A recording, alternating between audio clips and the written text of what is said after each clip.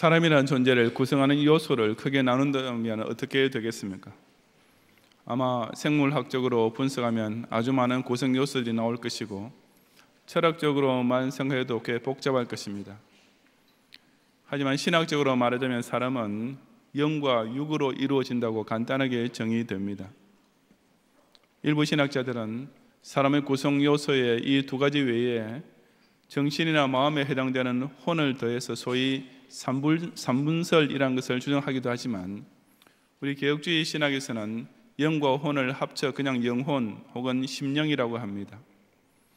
즉 육체가 아닌 마음, 정신 속에 일어나는 모든 것들을 하나의 영지작용이라고 생각하면서 사람은 심령과 육신 이 두 가지로 구성된다는 이분설로 정리하고 있는 것입니다. 그렇다면 이상적인 사람의 모습이라는 바로 심령의 작용이 건전하고 육신의 생활도 건강한 상태라고 볼 수 있는데 바로 오늘 본문에서 사도 바울이 에베소 교회 성도들에게 가르치는 사실이 이것입니다. 우선 15절과 16절을 보면 이로 말미암아 주 예수 안에서 너희 믿음과 모든 성도를 향한 사랑을 나도 듣고 내가 기도할 때 기억하며 너희로 말미암아 감사하기를 그치지 아니하고 라고 했습니다. 여기서 주 예수 안에서 너희 믿음과 라는 부분은 주 예수 그리스도에 대한 너희 믿음과 라고 번역해야 더 정확합니다. 즉 바울은 에베소 교회 성도들의 믿음과 사랑을 주 예수 안에서 듣게 되었다는 말이 아니라 그들의 예수님에 대한 믿음과 성도를 향한 사랑을 듣게 되었다는 의미입니다. 바로 앞에 나오는 14절 이전까지의 설인사를 통해 사도 바울은 성부와 성자와 성령의 은혜를 찬송하고 있는데 여기서 이로 말미암아라고 한 것이 바로 그 내용과 연결되고 있습니다. 다시 말해서 지금 에베소 교회 성도들이 발휘하고 있는 믿음과 모든 성도를 향한 사랑 역시 그들 스스로 소유하게 된 것이 아니라 바로 성삼위 하나님의 은혜로 인하여 주어진 것이라는 뜻입니다. 에베소서는 사도 바울이 로마에서 재판을 기다리며 연금 상태에 있을 때 쓴 옥중서신의 하나인데 그런 바울에게 에베소 교회 성도들의 믿음과 사랑에 대한 소식이 들려왔으니 그로서는 정말 반갑지 않을 수 없었습니다. 그래서 바울은 그들이 예수 그리스도에 대한 믿음을 지키며 성도를 향한 사랑을 나누고 있다는 사실에 대하여 하나님께 감사하기를 그치지 아니했던 것입니다. 그처럼 신앙생활의 기초가 잘 닦여진 에베소 교회 성도들이었지만 사도 바울이 그들을 기억하며 하나님께 간절히 기도드린 소원이 있었습니다. 그것은 그 교회 에베소 교회 성도들이 계속 그리스도의 장성한 분량까지 성화되기 위해 그들의 심령과 생활을 통해 반드시 나타나야 할 사실에 대한 것이었습니다. 이 시간 저는 본문을 통해 우리 경양의 성도들도 실로 영육 간의 강건한 신자로 성장하기 위해 각자의 영혼과 육신 속에 꼭 채워지고 발휘되어야 할 요소가 무엇인지를 함께 상고해 보고자 합니다. 첫째, 하나님을 경외하는 지식이 성도의 심령 속에서 강력하게 작동해야 합니다. 17절부터 19절까지의 말씀을 함께 봉독하겠습니다. 우리 주 예수 그리스도의 하나님 영광의 아버지께서 지혜와 계시의 영을 너희에게 주사 하나님을 알게 하시고 너희 마음의 눈을 밝히사 그의 부르심의 소망이 무엇이며 성도 안에서 그 기업의 영광의 풍성함이 무엇이며 그의 힘의 위력으로 역사하심을 따라 믿는 우리에게 베푸신 능력의 지극히 크심이 어떠한 것을 너희로 알게 하시기를 구하노라. 아멘. 사도 바울은 우리 주 예수 그리스도의 하나님 영광의 아버지께 기도를 드리면서 에베소 교회 성도들에게 지혜와 계시의 영을 내리십사 하고 간구했습니다. 여기서 영에 해당되는 단어는 푸뉴마라는 유명한 헬라어로서 바람, 혼, 성령, 정신 등으로 번역될 수 있습니다. 그래서 이 부분을 지혜와 계시의 정신이라고 번역해둔 성경도 있는데 어느 쪽 번역을 택하든지 간에 본질적으로는 큰 차이가 없습니다. 왜냐하면 아까 서론에서 말씀드린 대로 정신이라고 하든지 영이라고 하든지 간에 둘 다 육신적 활동과는 구별되는 심령의 영역에 속한 것이기 때문입니다. 그렇다면 그처럼 사람의 정신과 마음과 영혼 속에 보유하고 있어야 할 가장 중요한 지혜와 계시는 과연 무엇입니까? 사도 바울은 바로 그것을 두고 하나님을 알게 하시고 라고 기도했습니다. 한마디로 하나님을 아는 것이야말로 사람이 소유하시는 가장 소중한 지혜요, 가장 차원 높은 계시인 것입니다. 우리가 너무나 잘 알고 있는 저 유명한 잠언, 여호와를 경외하는 것이 지식의 근본이거늘 이라는 말씀 그대로입니다. 사도 바울은 사람이 이처럼 하나님을 아는 지혜와 계시의 정신을 가지게 되면 그 마음의 눈이 밝아지게 된다고 했습니다. 사람의 심령은 에덴 동산에서의 타락 후에 근본적으로 어두워져 있었습니다. 즉 죄의 어두움으로 말미암아 무엇을 제대로 볼 수 없는 색안경을 낀 상태처럼 되어버렸습니다. 하지만 그처럼 어두워졌던 마음의 눈이 일단 하나님을 알게 되고 나면, 즉 하나님을 경외하는 지식으로서 정화되고 나면 다시 만사를 선명하게 보고 정확하게 판단할 수 있게 되는 것입니다. 이하의 9절에서 사도 바울은 그처럼 하나님을 경외하는 마음의 눈이 밝아질 때 이제 똑똑히 깨달을 수 있게 되는 것 세 가지를 말씀해 주고 있습니다.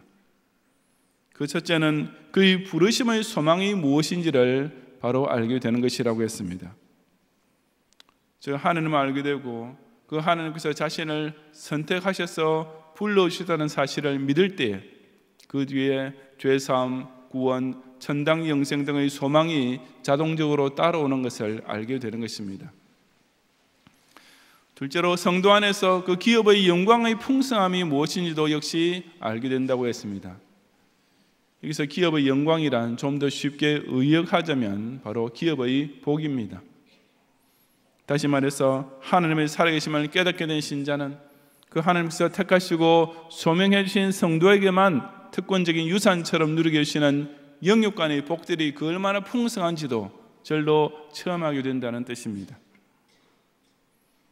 하나님을 아는 마음의 눈이 밝아진 자가 보게 되는 세 번째 사실은 곧 그의 힘의 위력으로 역사하심을 따라 믿는 우리에게 베푸신 능력의 지극히 크심이 어떠한 것인지에 대한 것이라고 했습니다. 하나님을 추상적인 신이 아니라 실존하시는 전능자로 확실히 믿는 신자는 바로 그 믿음을 통해 하나님의 지극히 크신 능력 또한 완전히 알게 됩니다. 신실한 성도는 개인과 가정과 교회 중심의 삶 속에서 나타나는 온갖 크고 작은 이적과 기사와 표적 등을 통해 실로 하나님은 애매모호하게 존재하는 신이 아니라 살아 계셔서 역사하고 계시는 전능자이심을 몸소 맛보아 알게 되는 것입니다. 이상의 세 가지가 곧 하나님을 아는 지식을 통해 그 마음의 눈이 밝아진 성도가 절로 깨닫게 되는 사실이며, 사도 바울은 에베소 교회 성도들이 하나님을 알 때 이처럼 구체적으로 실제적으로 하나님을 알게 하시기를 구하노라고 간구했던 것입니다. 사람이 자신의 영지작용을 통해 보고 깨달을 수 있는 영혼의 시력은 바로 하나님을 아는 지혜가 있느냐 없느냐에 따라 좌우됩니다. 진정한 심령의 IQ는 그 사람의 인격이 하나님과 얼마나 친밀하게 교통할 줄 아느냐라는 사실과 정비례하는 것입니다. 하지만 현실적으로 오늘날 적지 않은 교인들이 사고 구조를 형성하고 사고 활동을 주장하는 것은 무엇이겠습니까? 너무나 많은 귀납적 정보들만 끝도 없이 쏟아내고 있는 인터넷이 현대인들의 정신을 완전히 주도하고 있습니다.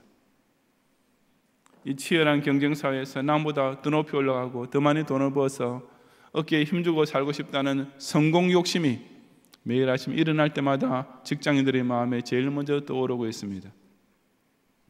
아니 그 머릿속에서 가장 자주 그리고 가장 왕성하게 일어나고 있는 생각이라는 것이 오로지 말초신경적인 정욕에만 사로잡혀 있다 해도 조금도 과언이 아닐 것입니다. 그처럼 이미 근본적으로 침침하게 오염되어 있는 우리의 심령을 도대체 어떻게 해서 깨끗하고 밝게 만들 수가 있겠습니까? 실상 일단 원죄로 물든 인간으로 태어난 이상 원래는 누구나 다 그럴 수밖에 없었지만 우리 기독 신자들은 바로 그런 자신의 심령 상태를 영적으로 업그레이드 해야만 합니다. 컴퓨터에서 CPU만 좋은 것으로 바꾸어도 컴퓨터 전체의 기능이 급상승되지 않습니까? 마찬가지로 내 속에 영지장이 일어나고 있는 심령의 중앙 처리 장치가 철두철미하게 하나님 중심으로 돌아가게 되기만 하면 나의 모든 인식과 사고와 판단의 작용들이 최고 수준으로 즉시 향상될 수 있습니다.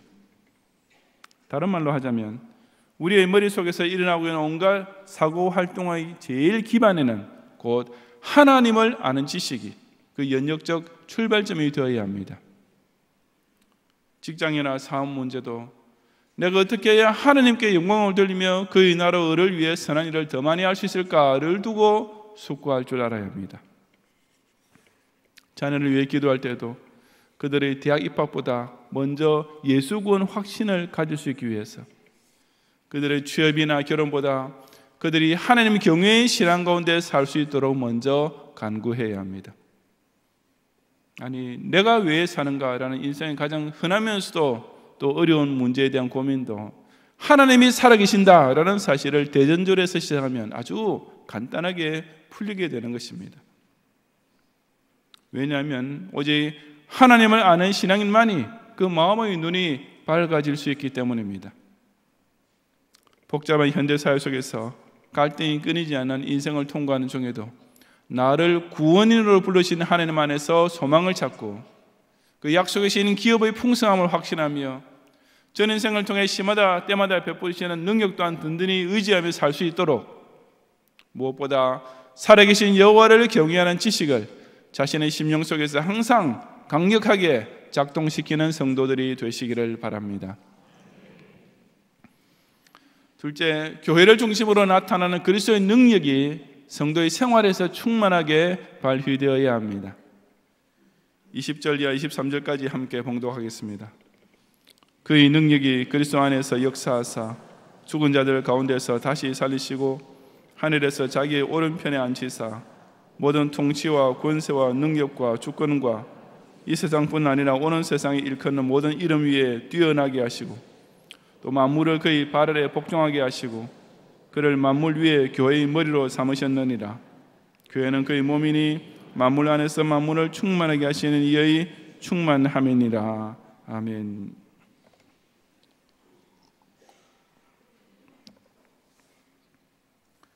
여기서는 앞에서 하나님을 아는 지식을 통해 깨닫게 되는 세 가지 중에 특히 그의 능력을 더 자세히 설명해 주기 시작합니다. 그것은 곧 그리스도 안에서 역사하는 능력, 다시 말해서 오직 그리스도께서만 발휘하시는 능력, 오직 그리스도를 통해서만 나타날 수 있는 능력이라고 했습니다. 그 특별한 능력은 크게 두 가지로 나누어지는데, 첫째가 곧 죽은 자들 가운데서 다시 살리시고 라는 사건을 통해 증명된 부활의 능력입니다. 죽은 사람에게 새 생명을 주는 능력은 두말할 것 없이 오직 부활의 첫 열매가 되신 예수님만을 통해 나타나는 최고의 능력입니다. 오직 그리스도 안에서만 역사하는 두 번째 능력은 바로 주님께서 승천하신 후에 만물을 그의 발 아래 복종하게 하시는 능력, 즉 만물 통치의 능력입니다. 하나님께서 성자 예수님을 죽은 자들 가운데서 다시 살리신 후에 하늘에서 자기의 오른편에 앉으신 이유도 바로 그 때문이었습니다. 오른편이란 힘과 권력을 나타내는 것이니 더욱이 하나님의 보좌 우편은 문자 그대로 전능의 상징입니다. 승천하신 예수님께서는 그처럼 하나님의 오른편에 앉으셔서 그 전지전능으로서 모든 통치와 권세와 능력과 주권을 다스리고 계시는 것입니다. 다시 말해서 세상의 그 어떤 정권이나 권력이나 힘이나 주권들 할지라도 다 이 그리스도의 통치 아래 복속될 수밖에 없다는 뜻입니다. 왜냐하면 하나님께서 그 그리스도를 이 세상뿐 아니라 오는 세상에 일컫는 모든 이름, 즉 금세와 내세에서 어떤 힘을 가지고 이름을 떨치게 될 모든 존재들 위에 뛰어나게 하셨기 때문입니다. 그래서 뛰어나게 하다라는 말은 훨씬 더 위에 두다라는 의미입니다. 이 세상에서나 저 세상에서나 할 것 없이 그 어떤 강한 권력자나 그 어떤 높은 이름도 이 예수 그리스도께서 다스리시는 압도적인 권위 앞에서는 감히 상대도 될 수 없으며, 바로 그것이 단도직입적으로 말해서 만물을 그의 발 아래에 복종하게 하신 상태인 것입니다. 그런데 그처럼 온 세상을 당신 뜻대로 복종하게 하시는 그리스도의 전능한 통치가 구체적으로 어떻게 성취되고 있습니까? 바로 교회를 통해서입니다. 왜냐하면 하나님께서 예수 그리스도를 만물 위에 교회의 머리로 삼으셨기 때문입니다. 그래서 교회는 그의 몸이 되었으며, 그 교회를 통해 만물 안에서 만물을 충만하게 하시는 이의 충만함이 나타나게 됩니다. 즉 하나님께서 만물 안에 당신의 뜻을 완전 충만하게 채우시고, 만사를 통해 당신의 구속사를 완전 충만하게 성취하고야 마시는 역사가 진행되고 있는 구심점이 곧 그리스도께서 머리가 되신 교회인 것입니다. 능력이라는 개념을 논할 때 사람들이 다른 것을 가지고는 나름대로 꽤 내세우고 지어볼 수 있을지 모릅니다. 부모는 자기 자식을 양육하는 능력을 가지고 있으며, 교사에게는 학생을 가르칠 수 있는 능력이 있고, 사장은 부하 직원을 이끄는 능력을 과시하며, 장의사는 죽은 사람 시체를 처리할 때 자기 고유의 능력을 발휘할 것입니다. 하지만 부활의 능력, 이것만큼은 오직 잠자는 자를 위해 부활의 처절명이 되신 예수님만 발휘할 수 있는 절대적 고유의 능력이 아니겠습니까? 또한 이 인간사의 주권자들 역시 부분적으로는 다른 대상을 자기 밑에 복종시킬 수 있습니다. 대통령은 장관들에게 지시를 내릴 수 있고, 의사는 병균을 제거해버릴 수 있으며, 기술자는 기계 장치를 자기가 원하는 대로 작동시킬 수 있는 것입니다. 하지만 만물 전체를 자신의 뜻대로 좌지우지할 수 있는 존재는 예수 그리스도 외에 아무도 없습니다. 이 시공세계로 움직이고 있는 모든 작용과 법칙들, 이 인간 사회 속에 나타나는 온갖 복잡한 사건과 인과관계들을 완벽하게 통제하고 주장할 수 있는 힘이란 오직 그리스도 안에서 역사하는 능력에만 있는 것입니다. 그렇다면 우리 신자가 그런 그리스도의 놀라운 능력, 곧 부활의 능력과 만물 통치의 능력을 힘입을 수 있는 방법은 무엇이겠습니까? 두말 것 없이 곧 교회 중심으로 사는 것입니다. 우리 각자가 주님 몸된 교회를 통해 머리이신 예수 그리스도의 지체가 되면 바로 주님께서 만물을 통치하시며 구속사를 완성하시는 과정에서 능력의 도구로 쓰임 받을 수 있는 것입니다. 다시 말해서 철두철미하게 교회 중심으로 사는 것, 이것만이 곧 우리 육신이 가장 건강하게, 가장 활기차게, 가장 힘있게 그 생명력을 발휘할 수 있는 최선의 길인 것입니다. 제가 논산훈련소에 갔을 당시 전국에서 모이던 군입대자들은 첫 며칠 동안 입소대대에 있을 동안은 훈련병이 아니라 장정이라고 불렸습니다.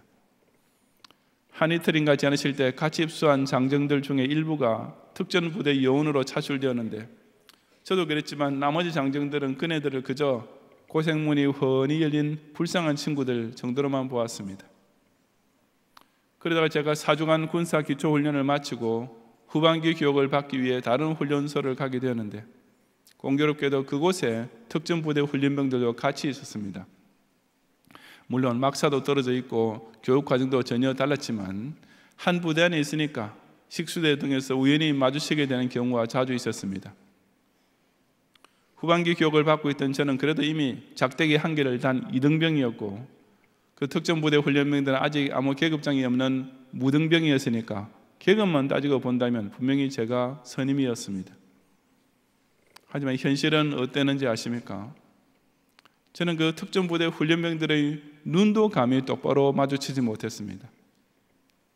아무리 작대기 한 개도 없는 훈련병이라 할지라도 이미 특전부대의 특수훈련을 받으면서 그 눈빛부터가 확 달라져 있었기 때문이었습니다. 우리가 철저한 교회 중심의 신자가 될 때에도 바로 그런 일이 벌어집니다.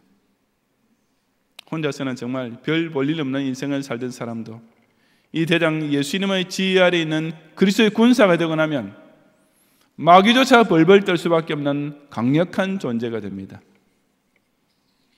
인간 사회에서는 좀 무능력자 취급을 받던 사람이라 할지라도 이 전투하는 지상 교회의 일원이 되면 하나님 구속사 완성을 위해 꼭 필요한 핵심 멤버로 격상되는 것입니다. 왜냐하면 기독 신자는 바로 교회를 통해 죽은 자들 가운데서 살리시고 만물까지 복종케 하시는 그리스도의 엄청난 능력을 힘입어 살게 되기 때문입니다.